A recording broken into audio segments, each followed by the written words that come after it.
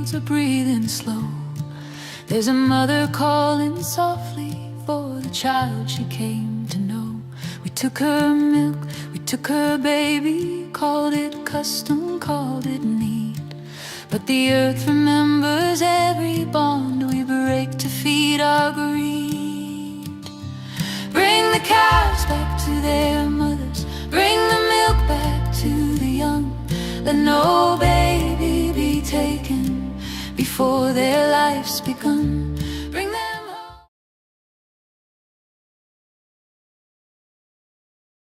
We'll bring up Fern Levitt. Fern, it's as I said, a documentary producer and a gorgeous person that has been sharing Lucy, the Stolen Life of Elephants. Fern, I see that you're driving right now or in your car. Yeah, I am. I actually, no, I've got to be somewhere. We're filming actually this afternoon at 2:00. So, and I'm close to it.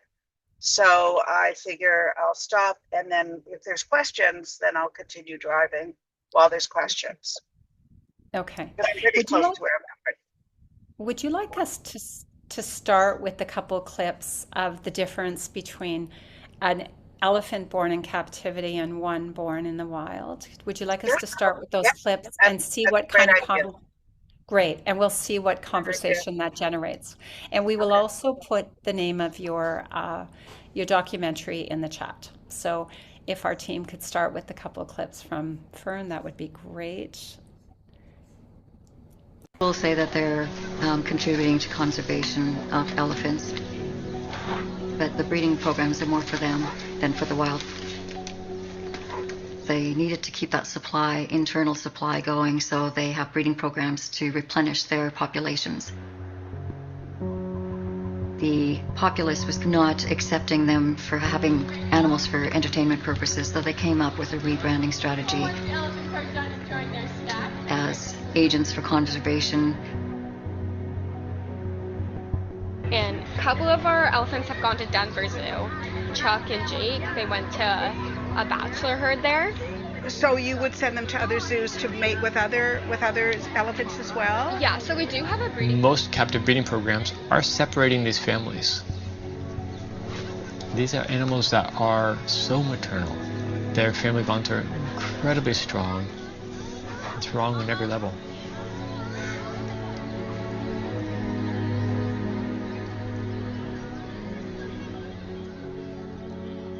Animals can breed just fine in the wild. They don't need breeding programs domestically to help them out in any way that way. Oh my God.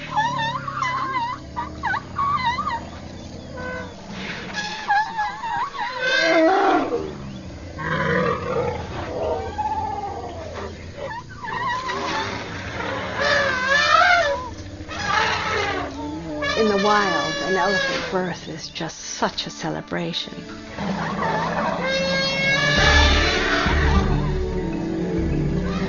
Trumpeting and rumbling.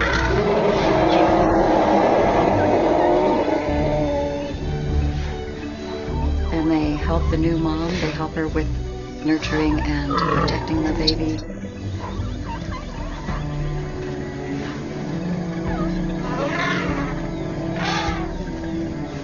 But in captivity, it's the complete opposite.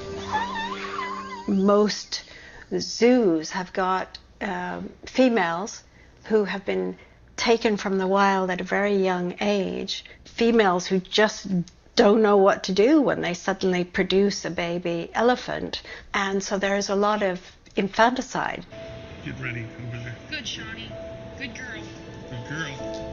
That's why zoos then chain their elephants to the floor and take their babies from them without allowing them to bond. Good girl, steady, steady, steady, steady, steady, Johnny. Johnny.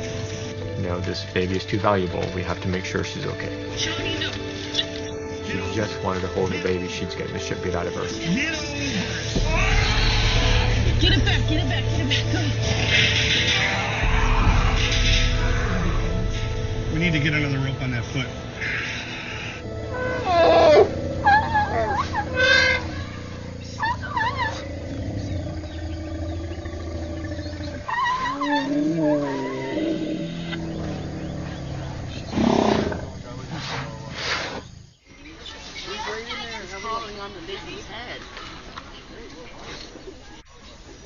have no choice even who their breeding partners are. They put a bull onto a truck, ship this bull to this zoo, hopefully this bull will breed with these cows, and many cows don't reproduce.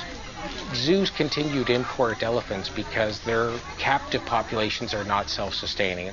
A lot of these zoos are trying to still source to this very day elephants from their countries of origin. When you have to replenish your stock, your captive stock with animals, that's not conservation, is it? You're mining precious resources from the countries of origin is what it is.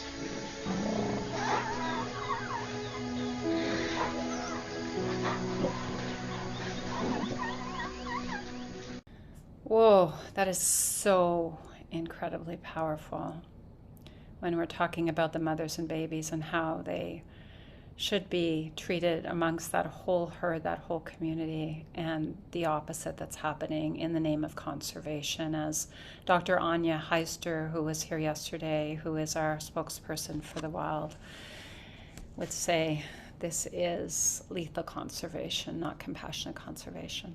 Fern, thank you for this documentary. Yeah, no, I was very proud to make it. But, again, I have to point out that if others hadn't been fighting to end elephants and end zoos, I wouldn't have had the stories to tell. So my hat goes out to them. Thank you. Do we have any questions or any comments?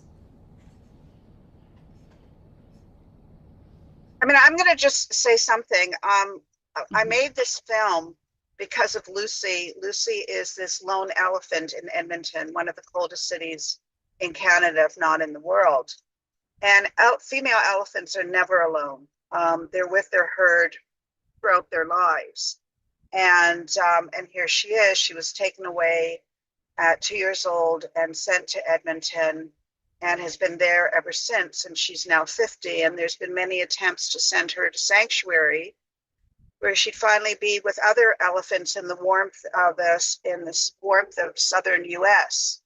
And Edmonton has, the only ones that have assessed her are so-called experts that work for the zoo and circuses. So the only time they ever got an objective assessment on Lucy was in 2022, who said that she could go and needs to go to Sanctuary immediately. And but they ignored that advice, and all the other so-called experts who have their commitment to zoos said that she would never last the 2-day transport to a sanctuary. So that was one of the stories, but basically the film shows the cruelty of keeping elephants in captivity and the lies that zoos tell the public in order to justify keeping these highly intelligent animals where they don't belong. And so that was the point of making this film. And it was I've done some really difficult films before. Been doing this for over 20 years, but this was the hardest film I feel like I've ever done. And to see the suffering of these animals in captivity is absolutely heartbreaking.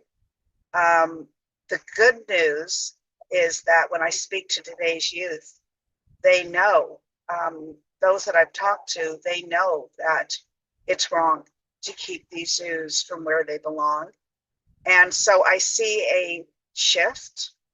And then Canada our Liberal Senate has passed the Jane Goodall Act, and we'll be one of the first countries in the world to end elephants and great apes. It's still waiting to be signed through in Parliament, who's a little busy these days.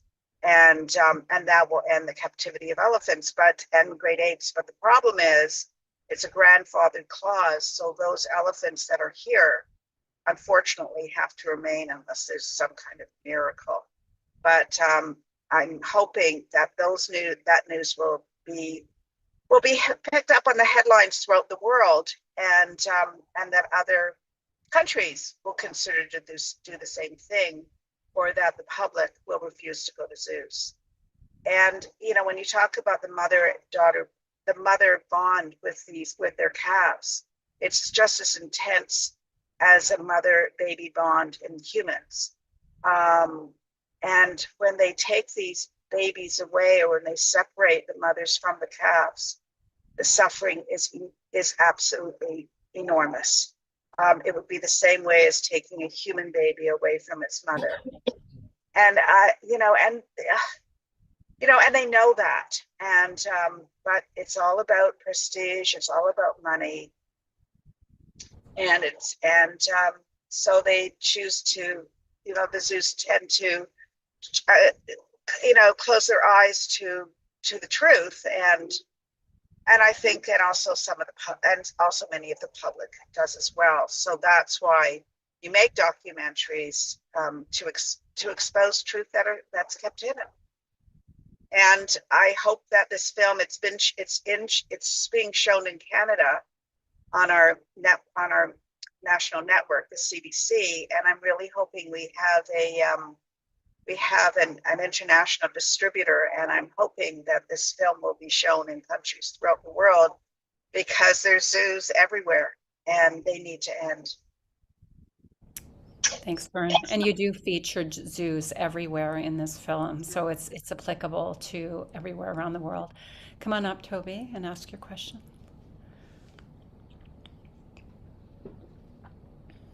Hello. It's such a moving video.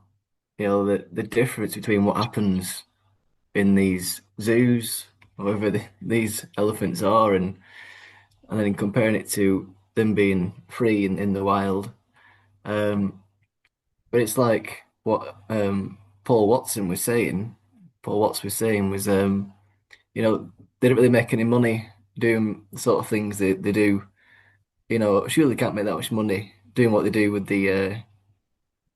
these elephants and all of that. So it's mainly just like a greed thing, to say like maybe you own the elephant. So I don't want to say it's just humans. It's more of like this way of being that people have.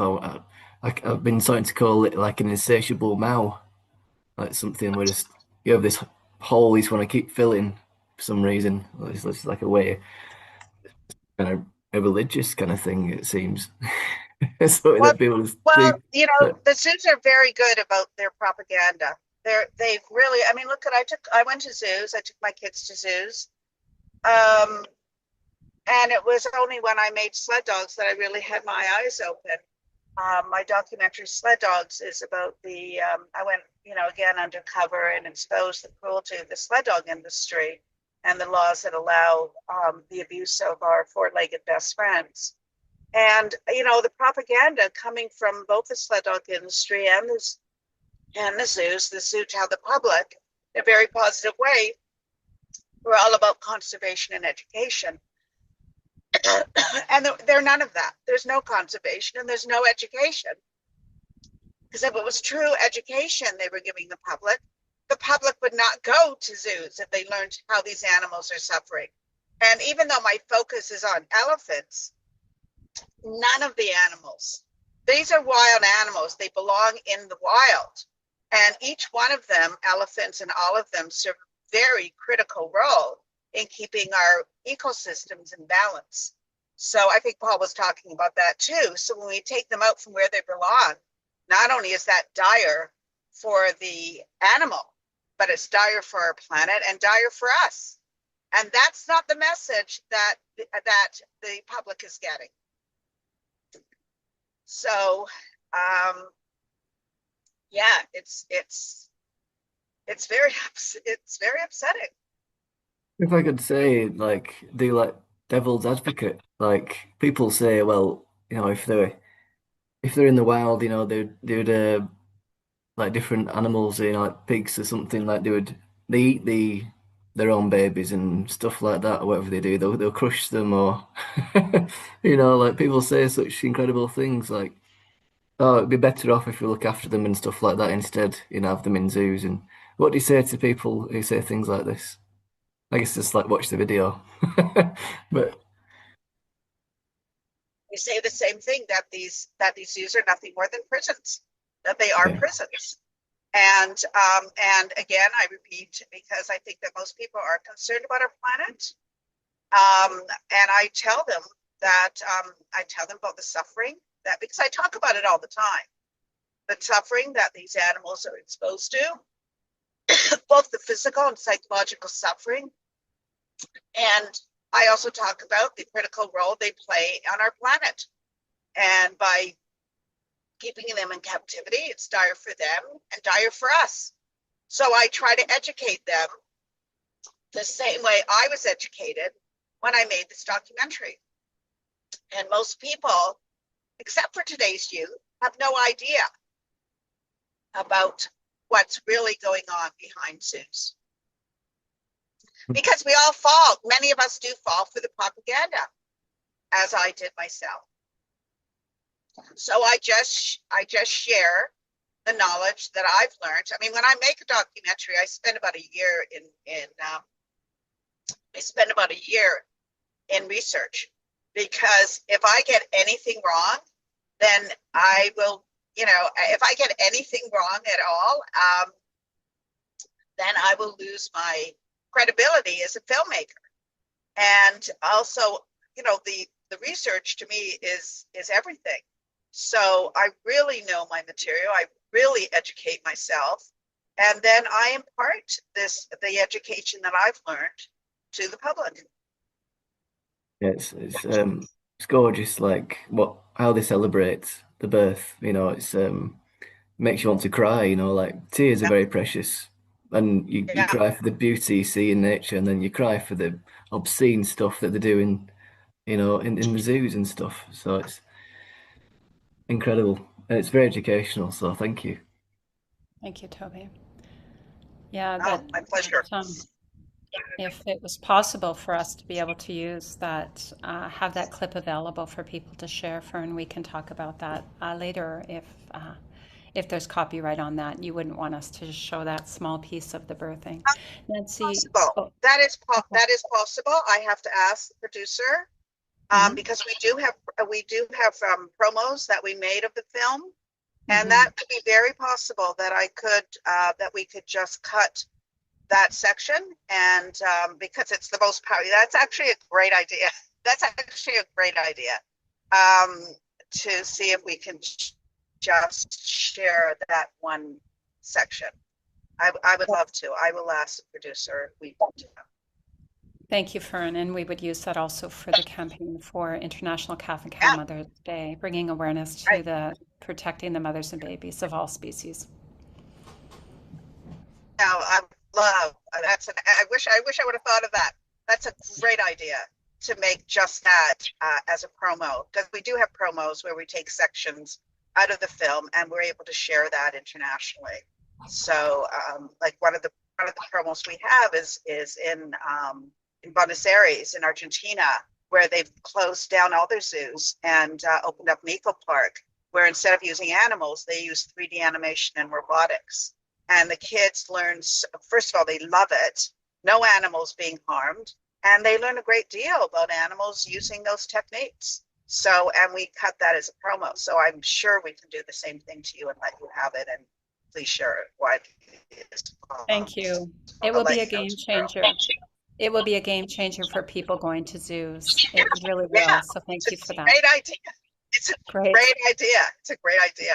I don't know why I didn't think of that, but I did. Thank you, Fern. Go ahead, Shankar. Yes. Thank you, Fern. I never seen a concept of like the midwife in elephants. Almost in the same concept, and it's a good parallel seeing what happens in the captivity and what happens in the real wild forest and everything. That's amazing, and it's a wonderful thing to see the bond or some sort of a family togetherness or a community togetherness. And so definitely the mother-childhood bond is amazing. Like it's beyond no words. And I still just want to tell from a different context, like in India, that the temples, some of them I've seen, they use, now they have replaced the elephants with some sort of a robotic elephant, so that they don't have to go through all the stress and everything. And I'm really and the kids love it, because it just exists there and does it, and rather a robo can do. You don't need a elephant which needs to go around, move around. Yeah. And I want to also add my friend here, HA. Through him, I learned a story about he personally took care of elephant. So I would yield the thing to him, and HA, please share from your end. Yeah, sure. Thank you for the opportunity. So first of all, like I did see the video, and from what I've seen in the video, I mean, some of it I've also heard a lot as well, like about that. And I mean, like I personally worked alongside people who are caretakers for elephants. So first of all, like, I've seen the wild side as well. Like I've gone for wildlife elephant surveys. So I have seen elephant in the wild and the way they behave and the way they act like gardeners of the forest. That part I've seen it as well. Then later, I had the opportunity to work with an elephant, a particular elephant, closely with her. And it was such an incredible time which I had with her. And she was rescued from captivity. And the amount of abuse they go through is absolutely horrific. And I'm also working on, based on what I learned, and working with captive elephants, and also from what I have seen and documented. I'm also planning to work on, I'm just kind of working on a book as well. So it's incredible to see that, like what you have done. And yeah, thank you for that. Just wanted to share that. Thank you. Yeah, no, you're very welcome. I think it's important to note where we filmed. We filmed at a sanctuary in Brazil. And in the sanctuary, there's no, and they've taken these elephants out of zoos and transported them to sanctuaries. And it's incredible to see the life come back into the elephant's eyes again. It was a real privilege to see that. But there is no direct contact between the people that work at the sanctuary and the elephants themselves. I mean, they'll observe them to make sure that they're healthy, that they're eating, but there is no direct contact between, a human being touching them, or everything is any contact with them is through a fence. There is no direct contact. And to me, I think that's really important that, in the wild, we don't go near them. If we watch them from an automobile or a truck. And I think that's really, because I know some sanctuaries, I think some sanctuaries there is hands-on with these elephants, but I really believe in very strongly in not having hands-on with these elephants, unless, of course, there's a medical issue, that they need to stay as close to the wild as possible. Yeah, and I absolutely agree with you on this. And then, so the elephant, I'll talk about the elephant which I worked with. And she was captured as a baby. And she, literally grew up in captivity. And so she suffered throughout her life in captivity. And the way she was rescued and she had chronic arthritis. So she had to be given personal care and treatment. But then, as you mentioned, yeah, so that part is, but then as you mentioned rightly, some sanctuaries do allow people to touch elephants, and especially even tourists to touch them. That is something shouldn't be allowed to begin with. They should, be able to stay connected to the wilder self, rather than to be constantly touched and taken, pictures with humans. And that's more like commodifying the elephants. So that shouldn't be, and I'm not in favor of it either. So I do agree with you. Yeah, no, I'm actually was surprised when I was filming that, because I thought people knew better than this. We filmed in Sri Lanka, we filmed another place in the States, and they called themselves an elephant sanctuary, and all the tourists could see that these elephants were in chains, and yet they were about to lie on them and pat them, and have direct contact with them. And, you know, this other place in the States, we're able to wash them. And I thought, oh my God, do we not know better by now? We have to know better by now. But personally speaking, you know, I went swimming with a dolphin in a pool in Mexico, and I knew that that was wrong. I knew it was wrong. But I did it anyhow because I wanted to touch the dolphin. And after making sled dogs and rescuing my own dog from a sled dog kennel, that's when I changed, when I realized that my dog had suffered because of what we had done to him. And that's when I knew it's not about me anymore. If I really love animals, then it has to be what's best for them. And people need to realize that if you really love animals, leave them alone. You know, you want to look at them, you can watch a documentary about them, but leave them alone. And then what you're describing to me is different. There was this elephant that you were raising needed human contact. But I am hoping that people realize what I did, that if I truly love them, I don't need to touch them. I don't even need to see them. I just want what's best for them. And that's best for them is to stay in the wild. Thank you, Fern. Yeah, I do agree with you on that. Thank you. Yeah. We're selfish. We are a selfish species. We are that. But I do think knowledge is changing. I think we know a lot more about animals than we did even 10 years ago. And I'm hoping that that knowledge is changing people and that zoos might become obsolete. I mean, I hope that will happen in my lifetime. I hope so. For our sanctuary panel that just entered the room, this is Fern Levitt, who did the documentary, the powerful documentary, Lucy, The Stolen Life of Elephants. If you haven't seen it, please see it. One quick question, Nancy, and then our next panelists are here. Thank you so much, Fern. And yeah, I did a documentary for my YouTube channel. And what you're saying is so true. There's a lot of lies about zoos. And the other thing is we have an elephant named Happy in the yeah, you know about Happy. Bronx Zoo? Yes, I know all about it. And, okay. And we've been non-human rights project. Yeah. And protests, a lot of protests too. And the other thing was the stomping that they walk hundreds of miles for their health, and in a zoo not so much. And the question of stomping on the baby by mistake, they used to say that about nursing the keeping our babies in bed. When I had my son 48 years ago, it was like, oh no, you can't have him in bed. But all I did was turn over and nurse him, go back to sleep, and you never roll over on the baby. So that's crazy. Two quick questions. What about standing as they stand facing out? Like, is that something they do with the baby? And also, why don't they lick the baby like cows do? I don't have the knowledge to talk about that. I have no idea. That's not in my knowledge base.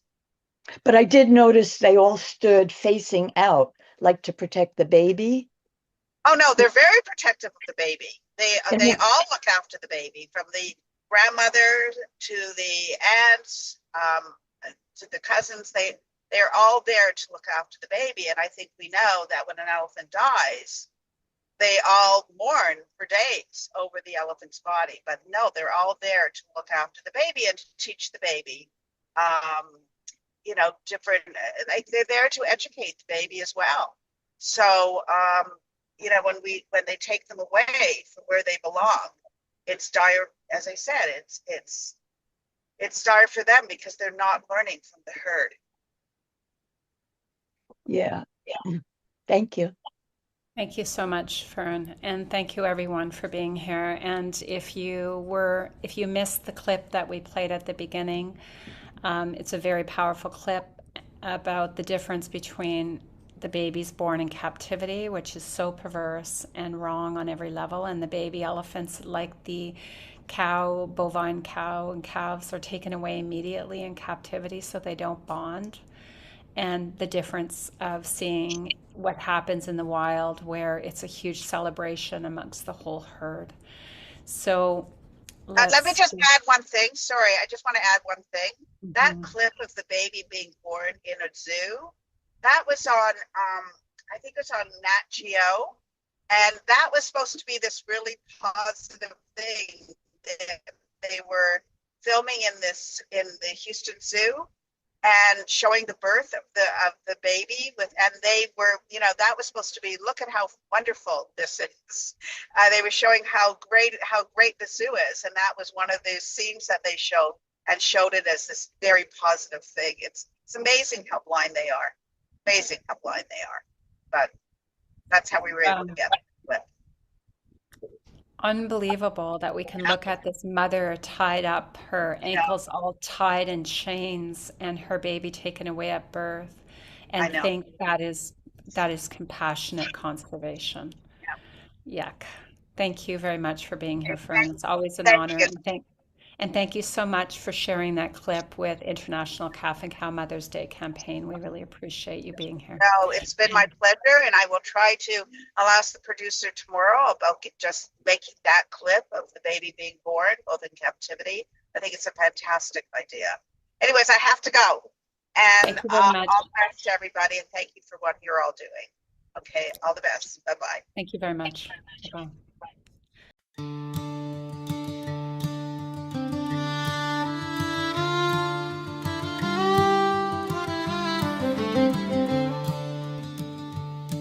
In the early morning quiet, when the fields are breathing slow, there's a mother calling softly for the child she came to know. We took her milk, we took her baby, called it custom, called it need. But the earth remembers every bond we break to feed our greed. Bring the cows back to their mothers, bring the milk back to the young. Let no baby be taken before their life's begun. Bring them home to their mothers, let their bodies tell the truth. What was made for loving was never ours to use.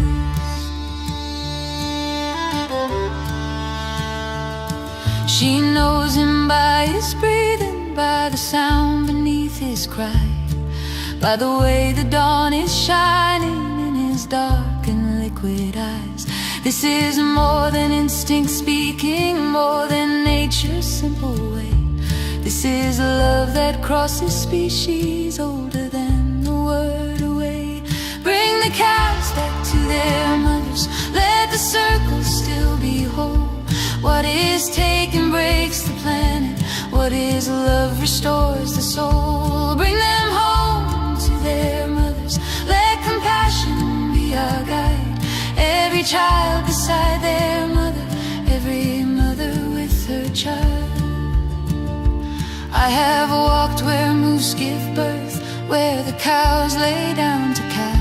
Placenta on the forest floor, a boundary sacred, raw and vast. I did not belong inside that circle, and she let me know it true. She ushered me back from the forest, from her home, where she belonged, not you. Bring the cows back to their mothers, honor where the birth blood lies. There are laws older than markets, written in the mother's eyes. This last year, the krill fishery took 650,000 metric tons out of the Southern Ocean. And this is literally taking the food out of the mouths of whales and penguins, seabirds and seals. These species are being severely impacted by the greed of the krill fishery. And out beyond the breaking waves, where the great blue mothers roam, there are calves beneath the surface, learning oceans as their home. We reach deep for tiny bodies, scoop the krill from living seas. But that food was made for mothers.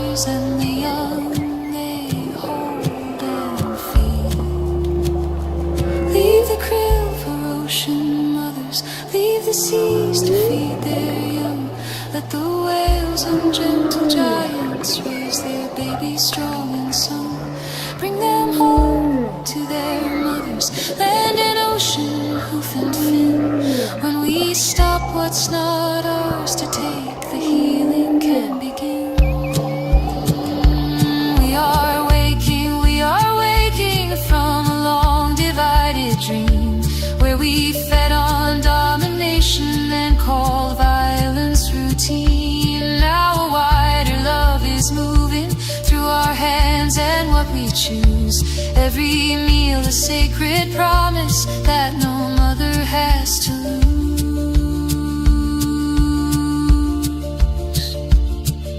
Beloved, stand beside me with your feet upon the ground. Let our lives be living answers, let protection make it sound. This is how the world turns gentle, this is how the old ways end. When we choose the mother-child bond again and again and again. Bring the cows back to their mothers, let the mothers keep their... It's a tiny bit less than 80 acres. I have Jersey cows, Holstein cows, a yak. She estimates she's rescued about 158 cows. And most cows don't get to live like this. It makes me happy. Tack Ryder says she got to know cows working at a dairy farm in 1976. The cows were just wonderful, and when they stopped making milk, they got slaughtered. She decided to create the sanctuary after tragedy struck. Huge storm, and I found all these dead cows in the field. The first cows I had were the 6 babies that survived the lightning storm. She wrote a children's book about that experience, with proceeds benefiting the nonprofit, which she runs herself.